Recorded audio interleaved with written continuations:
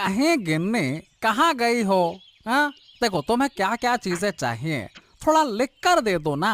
असल में क्या है कि काम की वजह से मुझे याद नहीं रहता।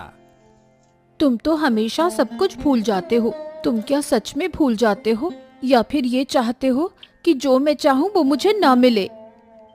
अरे नहीं नहीं गिन्नी, ये तुम क्या कह रही हो? देखो, तुम जो चाहती हो, क्या मैंने तुम्हें आज तक नहीं दिया? क्या बताओ, क्या नहीं दिया है? क्या बताओ।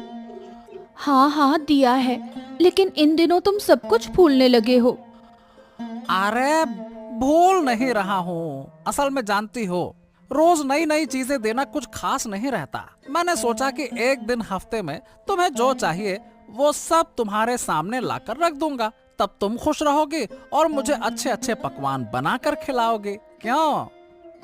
ठीक है, देख लेंगे। वैसे सुनो, आज आते समय एक बस्ता चावल ले आना।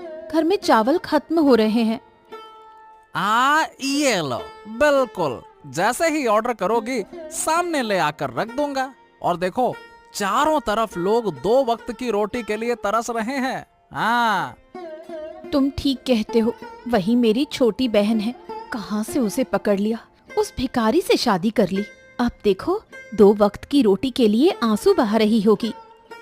हाँ तो फिर बताओ, तुम्हारे जैसा सुख और कैसे मिला है? अब बताओ, मैंने तुम्हें अच्छे से रखा है या फिर नहीं? बताओ। हाँ, सच में तुम मुझे बहुत अच्छे से रखते हो। मुझे खाने पीने की कोई कमी नहीं होती। हर महीने तुम मुझे 5 साड़ी देते हो, और गहनों की तो कोई कमी ही नहीं है। हाँ, और तुम्हारी बहन? हाँ, अरे उसे तो साल भर में एक कपड़ा भी नहीं मिलता।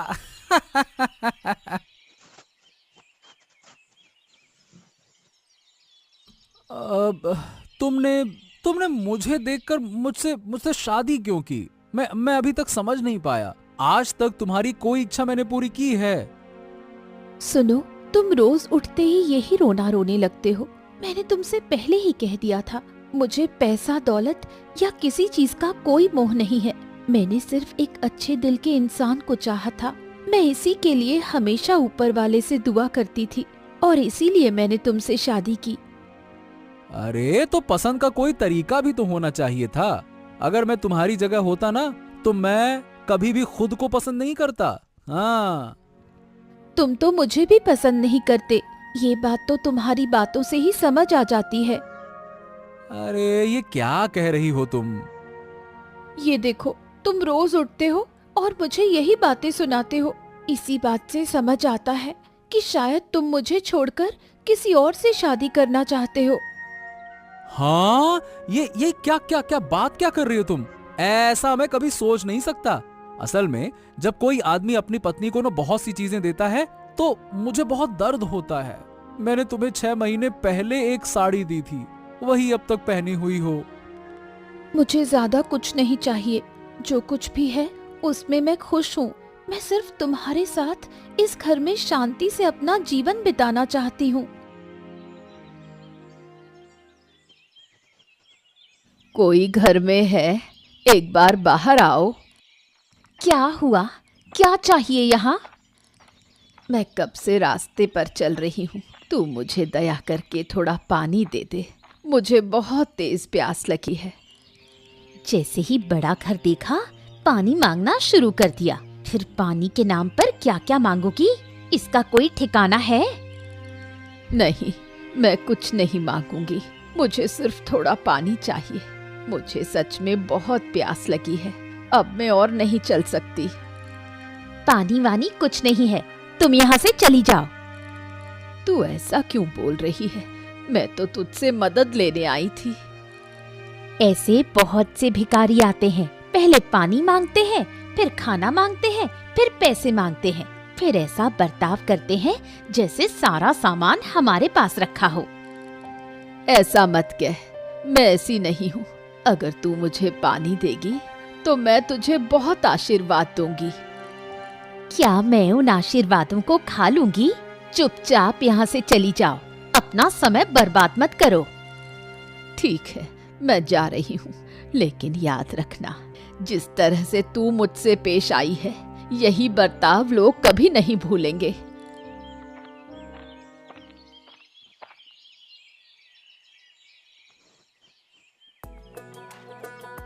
ले लो, खा। तुम लोग नहीं खाओगे तो क्या होगा? तुम्हारे लिए सुबह से बहुत सारा खाना रखा है, खा लो ना।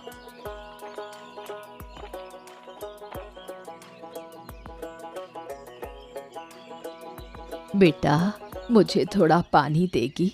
मैं बहुत दूर से चलकर आई हूँ। नदी के पार किसी ने मुझे पानी नहीं दिया। इस बांस के पुल से होकर आई हूँ मैं। ये क्या बूढ़ी माँ, आप नदी के उस पार से बिना पानी पिए आ रही हैं? आइए मैं आपको पानी देती हूँ।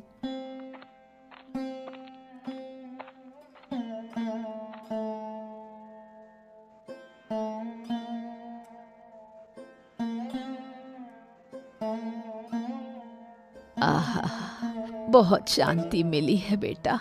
सच में इतनी शांति मुझे पहले कभी नहीं मिली।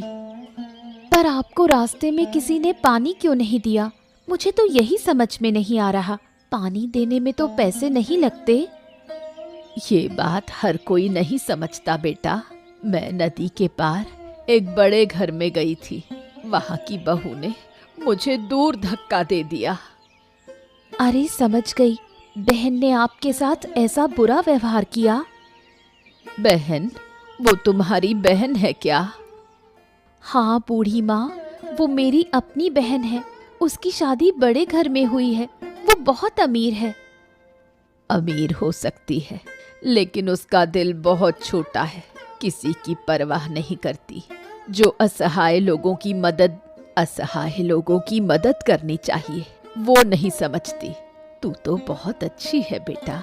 तू इस झोपड़ी में रहती है, लेकिन तेरा दिल बहुत बड़ा है।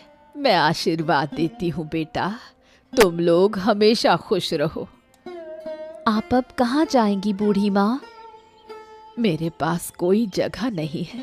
मैं रास्ते रास्ते घूमती रहती हूँ।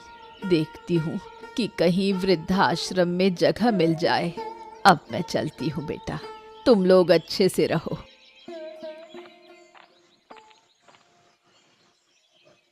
अरे कहाँ हो माँ रूपा? देखो तो, मैं आ गया हूँ। अरे कहाँ गई थी? बाहर आओ। ओहो, तुम आ गए हो? मुझे विश्वास नहीं हो रहा। सच में तुमने मुझे बहुत बड़ा तोहफा दिया है। आओ आओ, मेरे बड़े घर में आओ। वाह, तुम्हारे घर में आकर कितना आरामदायक महसूस हो रहा है। तुम सोच भी नहीं सकती, मेरा दिल बार बार तुमसे मिलने का करता है। हाँ, मैंने तुमसे कितनी बार कहा है, अकेले मत रहो, हमारे घर में आकर रहो। देखो, इस बड़े घर में हम सिर्फ 2 लोग रहते हैं। तुम्हारे आने से कोई परेशानी नहीं होगी। अरे नहीं माँ, वो नहीं हो सकता। बेटी के घर में आकर रहने पर लोग क्या कहेंगे बताओ? हाँ, तुम कैसी हो? हम लोग अच्छे हैं बापू। तुमने मुझे अच्छा घर दिखाकर शादी करवा दी, लेकिन हाँ, वो तो सही है कि तुम खुश हो। हाँ, अच्छी बात है। हाँ, यही तो चाहिए था। तुम लोग खुश रहोगे तो मैं खुश रहूंगा। हाँ बापू, मैं बहुत खुश हूँ। मुझे हर चीज बिना मांगे मिल जाती है। अच्छा बापू, अब बताओ, अचानक यहाँ आना कैसे हुआ? अरे हाँ, असल बात तो बताना ही भूल गया। दरअसल मैंने एक दावत रखी है, तो तुम सभी लोगों को आमंत्रित कर लो। हाँ। सभी का मतलब बहन भी आएगी क्या? उनके घर अभी नहीं गया। सच कहूँ तो अब वहाँ जाना अच्छा नहीं लगता, लेकिन क्या कहें, जाना पड़ेगा। अब किसे समझाएं माँ। सही है बापू, तुम्हारी छोटी बेटी जो घर से बाहर गई है, 2 वक्त की रोटी भी सही से नहीं खा सकती। छोड़ो इन बातों को, अब मुझे बहुत भूख लगी है। अब 2 प्लेट खा लूं, फिर उनके गरीब घर जाना होगा। हाँ बापू, तुम बैठो, मैं तुम्हारे लिए खाना लाती हूँ।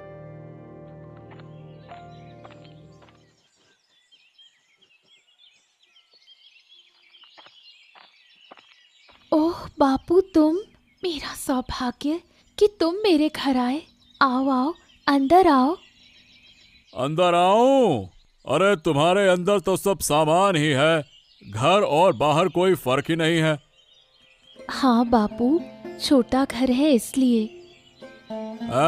ठीक है, सुन, ज्यादा देर नहीं बैठूंगा, तुम्हें कुछ बताने आया हूँ। नहीं बापू, ऐसा नहीं है, पहले बैठो, फिर जो कहना हो कहो। हाँ, इस घर में कैसे रहती है वो तो तुम जानती हो। बाप रे बाप, आते ही मुझे घबराहट हो रही है। लेकिन मुझे तो बहुत अच्छा लगता है बापू, मैं बहुत शांति से यहाँ रहती हूँ। हाँ, वो तो देख ही रहा हूँ कि कितनी शांति से रह रही हो। 6 महीने पहले जो कपड़ा पहना था वही अब तक पहनी हो। अरे ये सब क्या है? अच्छा ठीक है, रहने दो। मुझे कुछ ज्यादा नहीं चाहिए बापू, मैं थोड़े में ही संतुष्ट हूँ। अगर तुम ठीक हो तो वही अच्छा है। अब मैं एक बात कहने आया था। परसों मैं अपने घर में दावत रख रहा हूँ। तुम्हारी बहन और जमाई बाबू को भी बुला लिया है। तुम दोनों भी आओ, अच्छा खाना खाकर जाना, ठीक है? क्या खास मौका है दावत का बापू? अब कोई खास मौका नहीं है, बस मेरा मन किया तो दावत दे दी। हाँ ठीक है बापू, मैं उस दिन उन्हें लेकर आ जाऊंगी। हाँ ठीक है, फिर वही बात हो गई। चलो अब मैं जाता हूँ, यहाँ ज्यादा देर रुक नहीं सकता, अच्छा नहीं लग रहा है। चलो मैं जाता हूँ।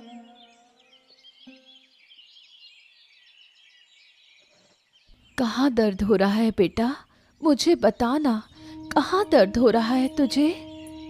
माँ, सिर में बहुत दर्द हो रहा है, पेट में भी बहुत तकलीफ हो रही है, मुझे कुछ दवाई दे दे माँ, मैं दवाई खाऊं तो तुरंत ठीक हो जाऊंगी। बेटा, मैं दवाई खरीदने के लिए पैसे नहीं जुटा सकती, तू थोड़ा आराम कर, मैं पहले निखिल दा के घर जाकर पैसे लेकर आती हूँ। निखिल दा मुझे जरूर मदद करेंगे। ठीक है माँ, जल्दी आना।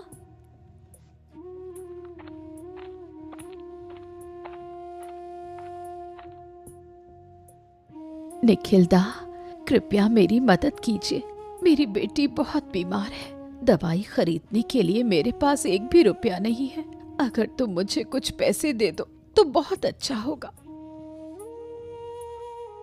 भाई, हम बहुत मुश्किल में हैं, मैं तुमसे मदद की उम्मीद लेकर आई हूँ, कृपया मुझे इनकार मत करो, नहीं तो मेरी बेटी की हालत बहुत खराब हो जाएगी, वो शायद बच नहीं पाएगी। अब मैं क्या करूं? कहाँ से मदद मांगूं?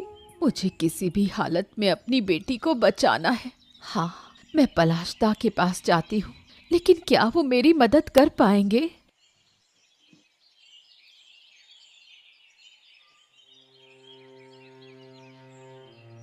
पलाशदा, घर पर हो क्या? अरे नीलिमा दी, तुम यहाँ क्या कर रही हो? और तुम्हारा चेहरा इतना उदास क्यों है? क्या हुआ है? मेरी बेटी की तबीयत बहुत खराब है, दवाई खरीदने के लिए मेरे पास पैसे नहीं है। निखिल दा के पास गई थी, लेकिन उन्होंने मदद नहीं की। अब मेरी बेटी बिना इलाज के मर जाएगी। तुम मत रो दीदी, हम हैं ना। रुकिए, मेरे पास कुछ जमा पैसे हैं, मैं तुम्हें दे देती हूँ, तुम जाकर दवाई ले लो। तू अपने जमा किए हुए पैसे मुझे दवाई के लिए देगी? क्यों नहीं दूंगी, मुझे लगता है इन पैसों की तुम्हें जरूरत है, इसलिए मैं तुम्हें दे रही हूँ। तुझे बहुत धन्यवाद, तुम्हारा दिल कितना बड़ा है, तूने आज मुझे समझाया है कि इंसानियत क्या होती है। ठीक है, अब ज्यादा धन्यवाद मत देना, जल्दी से दवाई लेकर घर जाओ। आओ आओ आओ जीवन, आओ आओ, तुम दोनों के लिए मैं कब से इंतजार कर रहा था। तुम लोग इतनी देर से क्यों आए? मत पूछो, तुम तो उन्हें जानते ही हो, बस काम और काम, उन्हें कुछ और समझ ही नहीं आता, इसी वजह से थोड़ी देर हो गई आने में। अरे नहीं नहीं नहीं, अरे नहीं नहीं नहीं, काम में व्यस्त रहना बहुत अच्छा है, कम से कम खुद को व्यस्त रखा जाता है। पूरा दिन समय बर्बाद नहीं होता। चलो जीवन, तुम्हें थकान जरूर होगी, अब अंदर चलो। चलो चलो। क्या बताऊं, जल्दी में कोई मिठाई भी नहीं ला पाई। अरे नहीं नहीं नहीं नहीं, इस बारे में चिंता मत करो। आओ आओ आओ, अंदर तो चलो चलो।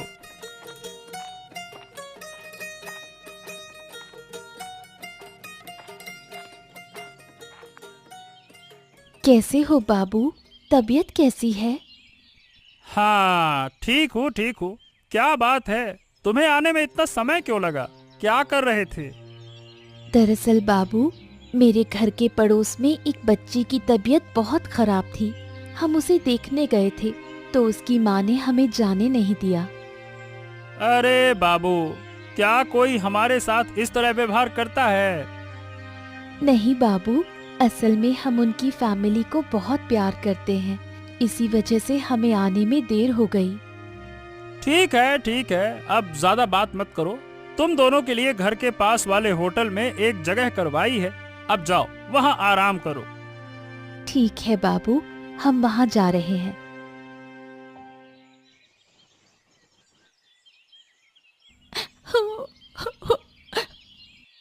अरे क्या हुआ? तुम फिर से रो क्यों रही हो? क्या तुम्हारा दिमाग खराब हो गया है क्या? तुम्हें कुछ समझ नहीं आता? देखा, दीदी और जीजा जी को घर के अंदर ले गए और हमें इस बैठक में रहने दिया। ओफो, इसमें क्या बड़ी बात है? अगर उन्होंने हमें रहने दिया तो क्या फर्क पड़ता है? वो तो सही है, लेकिन जब हमें घर में जगह दी तो खाना भी हमें अलग अलग देना चाहिए था। क्या तुम नहीं समझ पा रहे हो? गिन्नी, तुम चुप रहो। नहीं, चुप नहीं रहूंगी। हर चीज की एक हद होती है। अरे रुको, रूपा, बड़ी बहू को मछली का बड़ा सिर दो। कितनी मेहनत से मैंने उसे बाजार से लाया है, दो।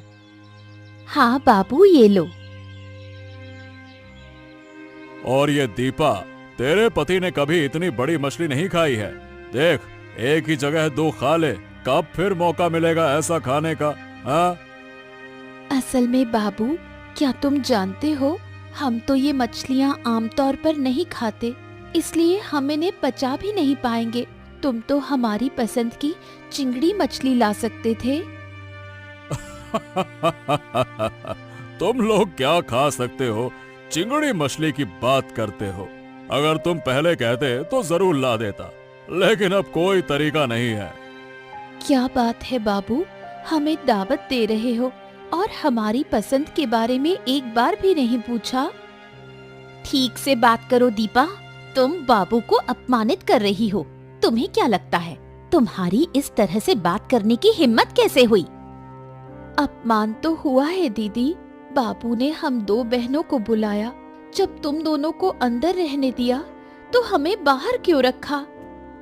ओफो गिन्नी, चुप रहो। नहीं, चुप नहीं रहूंगी। हर बात की एक सीमा होती है। बाबू, मैंने तुमसे ये सवाल पूछा है, क्या तुमने ये जानबूझकर किया है? क्या तुम नहीं जानते थे कि हमारे घर में खाना पीना कैसा होता है? मुझे लगा कि तुम लोग ये खाना पसंद करोगे। तुम अब तक समझ नहीं पाए बाबू। जरूरत से ज्यादा हमें कुछ नहीं चाहिए। अगर तुम नहीं समझ पाए तो ये हमारे लिए अपमानजनक है। अब मैं यहाँ एक पल नहीं रुक सकती। तो तुम लोग अब चले जाओगे? अगली बार दावत पर बुलाओ तो सोच समझकर। हमें तो बस चावल दाल और चिंगड़ी मछली चाहिए थी। चिंता मत करो बाबू, तुम्हारी दूसरी बेटी और जीजा जी है जिन्होंने तुम्हारे लिए इतना बड़ा आयोजन किया। अब तुम उन्हें खुश रखो। हम अब जा रहे हैं। ओफो, तुम ये क्या कह रही हो गिन्नी? तुम पापा के सामने ये सब बोल सकती हो क्या? हैं? अगर वो मुझे और तुम्हें अपमानित कर सकते हैं तो मैं भी बोल सकती हूँ। वो बड़े हैं इसलिए मैं अब तक चुप रही, लेकिन हमेशा चुप रहना ठीक नहीं है। अपने आत्मसम्मान को किसी के सामने बेचना नहीं चाहिए।